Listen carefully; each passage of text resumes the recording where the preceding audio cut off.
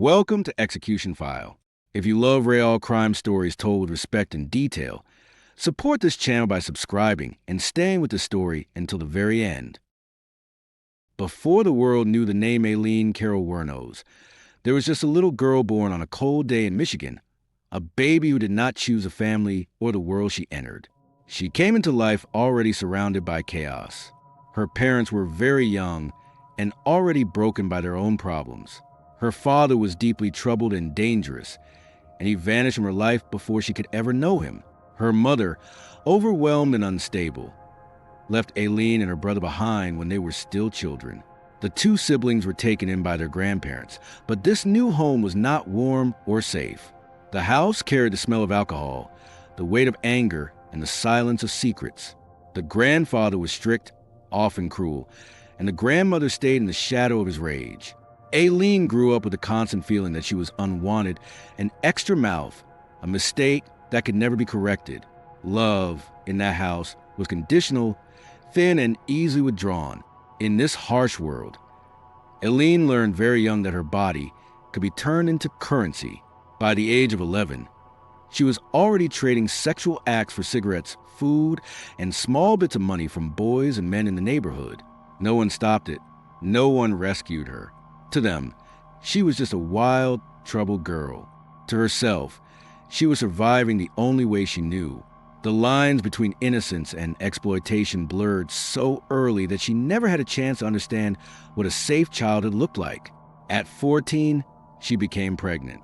The baby was taken from her and given up for adoption almost as soon as it was born. The people around her acted as if this solved the problem.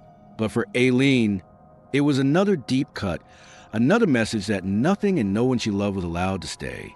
Not long after, she was forced out of her grandparents' home. She was still a teenager when she was effectively told by the world, "You are on your own now." Imagine that moment. A young girl with no support, no education, no stable home, suddenly pushed into a world that is already hostile to vulnerable women. She carried the scars of abuse, the burden of rejection, and the belief that she did not matter. For many children in such pain, this would be the point where intervention might save them. For Aileen, it was the beginning of a long, dark road that would one day end with an execution. Once she was pushed out of her home, the streets became her only shelter. She slept in the woods, in empty cars, under open skies, and sometimes under the roofs of strangers who wanted something from her in return. She drifted from place to place, living on small crimes, short tempers, and long days of hunger. Her life became a cycle of hitchhiking, petty theft, and survival sex. Every day was about making it to the next. In the late 1970s, like many drifters chasing warmer weather and new chances, she headed south to Florida. The state's long highways, bright motels, and heavy traffic offered her something she had never really had before, a constant flow of strangers who needed rides, company, or illegal favors. She slipped into the role of a highway sex worker, moving from car to car, rest stop to rest stop, selling her body to pay for cheap rooms, food, alcohol, and the fragile comfort of not having to sleep outside. Her criminal record began to grow. There were charges for theft, for disorderly conduct, for weapons, and even for armed robbery. Each charge pulled her deeper into the system and further from any chance at a normal life. Her face became known to police in several towns, but no one saw more than a repeat offender. Few bothered to ask why a woman kept ending up in those dangerous spaces, or what kind of life could lead to such extreme choices. Everything shifted in 1986, when she met a woman named Tyria in a bar in Florida. This meeting gave her something she had always wanted, a person to call her own, someone who needed her and, at least for a time, cared about her. They became partners in every sense, moving together from place to place, sharing small apartments, cheap motels, and the harsh realities of poverty. Aileen became the main provider, going out to highways to earn money from men who picked her up. This relationship strengthened one emotion above all others: desperation. To keep Tyria with her, to keep a roof over their heads and some food on the table, she pushed herself harder, day after day. She climbed into cars with strangers, knowing that each ride could end in violence. She later claimed that many of these encounters turned abusive, that she was threatened, beaten, and raped repeatedly. Whether every claim could be proven or not, It is clear that her life moved in a constant circle of danger, fear, and rage. Inside her, something was building, a storm of old pain, fresh trauma, and a hard belief that no one would ever protect her. Out there on the endless Florida highways, alone with unknown men in moving cars, that storm finally broke. Between 1989 and 1990, a series of gruesome discoveries started to trouble Florida law enforcement. Bodies of middle-aged men were found near highways, in wooded areas, and on quiet stretches of road. They had been shot multiple times, and their vehicles were missing or later found abandoned. To investigators, it soon became clear that these were not isolated events. There was a pattern, and that pattern pointed to a single deadly hand. One of the earliest and most important cases was that of Richard Mallory, a store owner whose body was found with multiple gunshot wounds. More bodies followed, men with jobs, families, and histories, who had simply vanished while traveling. Their deaths were brutal. In many cases, the men were shot several times, including in the torso and head, suggesting a mix of panic, rage, or deliberate overkill. Their personal items were often gone. Their cars were sometimes later seen or recovered with evidence linking them to the same mysterious woman. Eventually, the investigation led to a shocking revelation. The suspect responsible was a woman, a rare profile in serial homicide cases. It was Aileen. She had killed at least 6 men, possibly 7, over a relatively short period. Each time, the scene was similar: men picking her up along highways, ending up dead, cars and belongings missing. To the media and public, this was terrifying and fascinating. They called her one of the first well-known female serial killers in modern American history, a woman who turned the stereotype of the quiet, peaceful female completely upside down. But Aileen's explanation for these killings was very different from the story the prosecution would tell. She insisted that each killing was an act of self-defense. She claimed that the men tried to assault, threaten, or rape her, and that she used a gun to protect herself from immediate danger. In her mind, she was not a hunter, but a cornered animal striking back. She described the violence with a mixture of anger and justification, never fully presenting herself as guilty in the way the world expected. This created an emotional conflict that still echoes today. On the one hand, there were multiple men who never returned to their families, men whose final moments were filled with bullets and fear. On the other hand, there was a woman whose entire life had been shaped by cruelty and neglect, a woman claiming she finally refused to be a victim again. When she pulled the trigger, was she acting as a predator or as someone who genuinely believed she would be killed if she did not strike first? The highways where she worked and killed became symbols of a larger story, the cold intersection between poverty, violence, and opportunity. She used those roads to find customers, to find money, and ultimately to commit the acts that would seal her fate. Every mile of pavement, every dark stretch of road, carried the echoes of decisions that could no longer be undone. As more bodies were found and more cars were traced, the pressure on law enforcement increased. They followed witnesses, studied evidence, and connected names. At last, they linked a recovered vehicle belonging to one of the victims to Aileen and her partner. Witnesses had seen 2 women with a car that did not belong to them, and fingerprints added another layer of proof. The investigators had their suspect, and it was only a matter of time before they found her.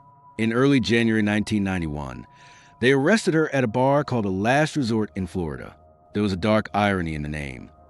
For her, this bar really was a last stop before the justice system closed and for good.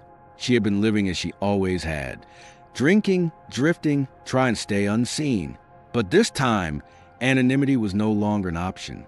Her past had caught up with her. The police also reached her partner, Tyria, who agreed to cooperate with the investigation in exchange for protection. She helped them obtain statements and confessions from Aileen. Feeling betrayed yet also resigned, Aileen admitted to several of the killings. But even then, she clung tightly to her story of self-defense. In her mind, she was not confessing to cold-blooded murder. She was telling a story of survival where the law saw only crime. Her first major trial focused on the murder of Richard Mallory. The courtroom became the stage for a story that horrified and captivated the public.